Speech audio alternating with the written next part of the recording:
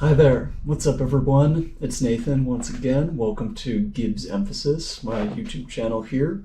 I didn't have time for a full vlog this week, but I do have time to change the filter on this little Honda Fit, which definitely needs a new filter. So this is a quick explainer on how to change the filter in your third generation Honda Fit like this one. It's a very easy maintenance item on these cars. It doesn't require any special tools. You'll just need a fresh air filter, whether that's the stock paper air filter or an aftermarket oiled air filter like this one made by K&N. Also, I recommend if you use an oiled air filter like this one, make sure to bring some paper towels to clean up any of the oil that gets on your hands or the surface of the car after you clean it. Other quick recommendations before we get started: make sure you've parked the car and the engine has been off for a while so that it cools down, as the air filter does go in the engine bay of the car. You don't want to get burnt on any hot components of the engine, so making sure it's cooled off completely is very important. Alright, so let's get started.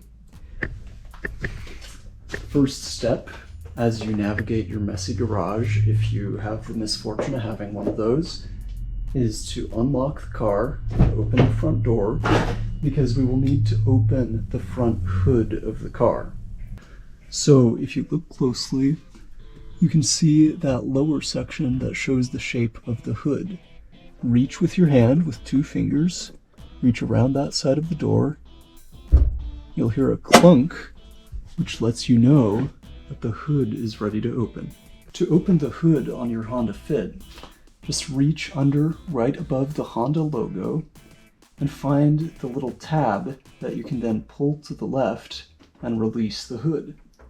You can now release that little pull tab and get the prop rod, which is this zigzag shape right here, remove it from the clip, lift it up, and place the white plastic connector into the square hole on the hood. And now, once that's stable, you can let go of the hood and it will stay up.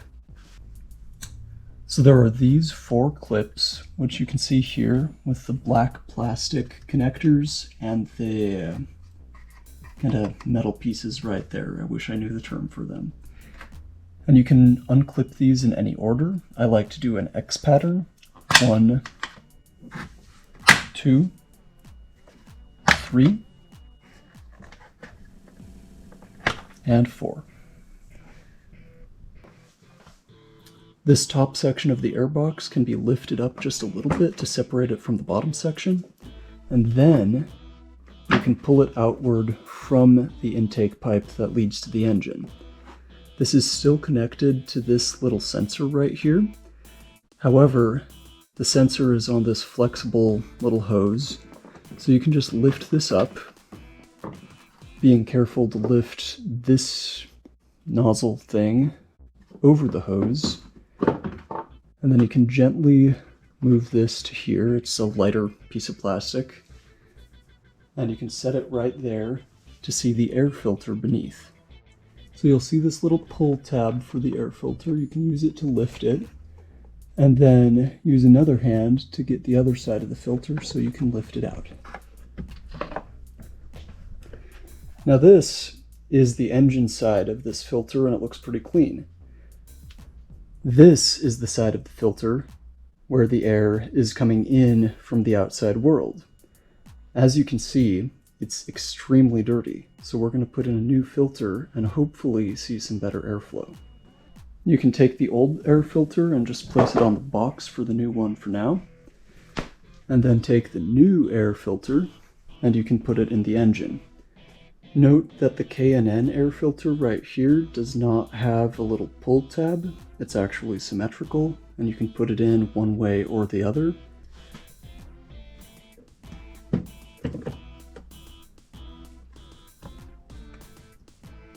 Gently press down to get that filter seated in place. Take the top half of the airbox, gently maneuver it back such that you can get this nozzle, I think is the word. I don't know if it's the word, but nozzle is what we're going to call it, into the rubber tubing of the intake hose right there. first slide that in, and then you can press down on the top of the airbox to gently make sure that the airbox is seated on top of that lower section. So sometimes as you're putting the airbox back on, it might sit down a bit, but you will have to jiggle it usually towards the back of the airbox to make sure it's fully in place. Once it feels solid, and you'll be able to tell because the clips line up easily if you do so, you can put the clips in place, making sure that the rounded part of the clip faces upward. Pull upward with your finger to close each clip on each corner of the airbox.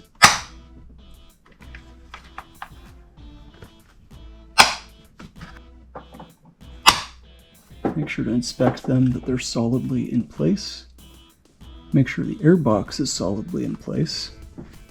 So congratulations, you've just changed the air filter in your 3rd generation Honda Fit.